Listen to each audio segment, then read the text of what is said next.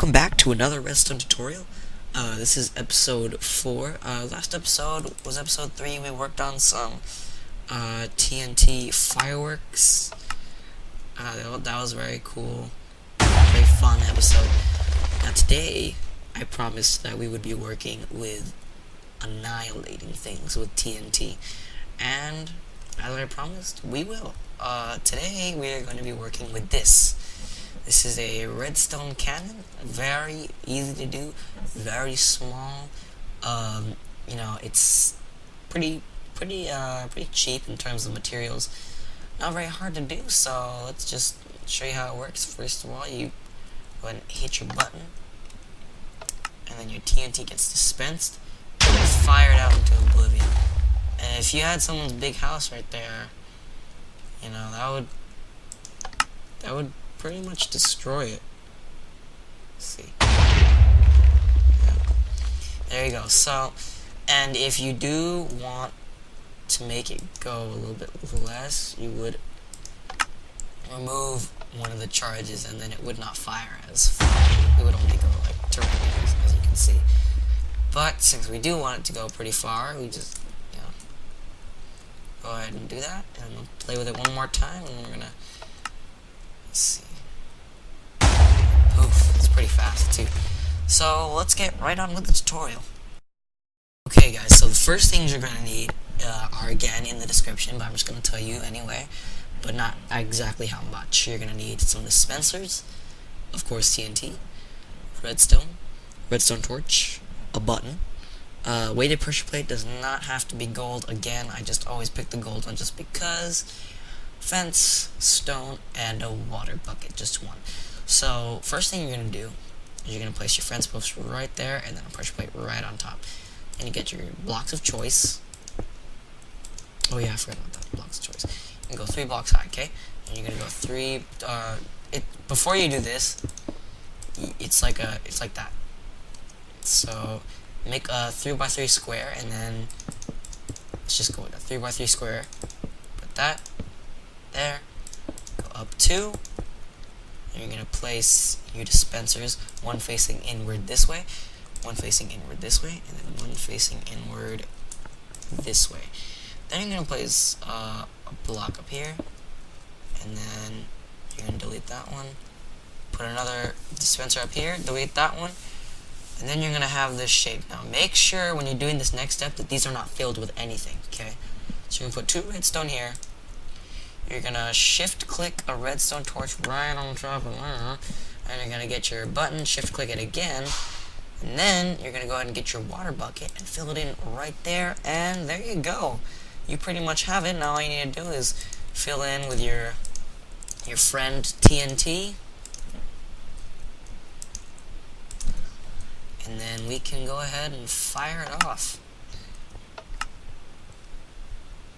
There you go. Now something I'm going to do that I don't usually do. I'm going to actually explain how these things work, because people ask me, they go, well, how do these things work? I don't get it. Sure, I built it correctly, but how does it work? So basically, when TNT, let me just show this. When TNT is in water, and it's lit up somehow.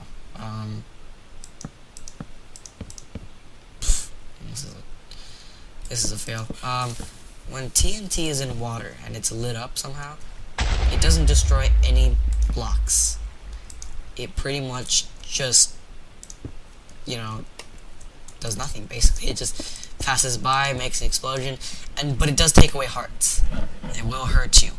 So that's why things like this are possible. See, this is in the water, and it's gonna get launched off before this one even explodes. Now, when TNT is activated for that short split second, see how it's like that and it's beeping? It is currently an entity, so I can pass through it, stuff like that. Which means also water can pass through it. And again, when water passes through TNT, or at least touches TNT, it does not destroy any tiles. So this water here passes straight through the TNT that is dispensed and activated. Now, when the TNT is an entity, and I'll show you this again, but with a lot of TNT, if let me see. If this TNT is activated and then we wait for a second, then activate this one, since those ones were pushed, yeah, TNT can get pushed when it's an entity. That's why it didn't just stay here and blow up, it got pushed over there. So that's why we can launch it, because once it's an entity, it can be pushed, things can pass through it. Pretty much it's powerless, and you can't destroy it either. That's why we all know that if we mess up with TNT, you can't do anything about it, it's not going to change. It also is affected by gravity at that point. So that's why this works. So redstone torches, they can reverse a signal. Okay, so when we press this, this basically gets deactivated and then activated again, because when a button is like this, it pushes in and then pops right back out.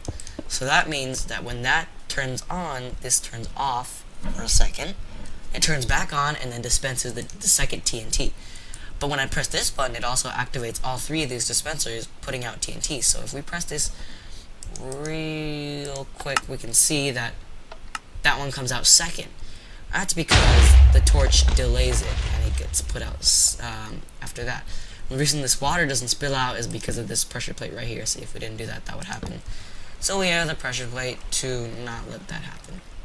So that's the logic of this, in case anyone didn't know. Thank you for watching. Tell me what you thought. If you really liked this video, go ahead and subscribe. If you have any questions, ask me in the comments below, absolutely. If you thought this tutorial was absolutely awesome, go ahead and give it a like, and check out another redstone tutorial. Thanks for watching. Rate, comment, and subscribe.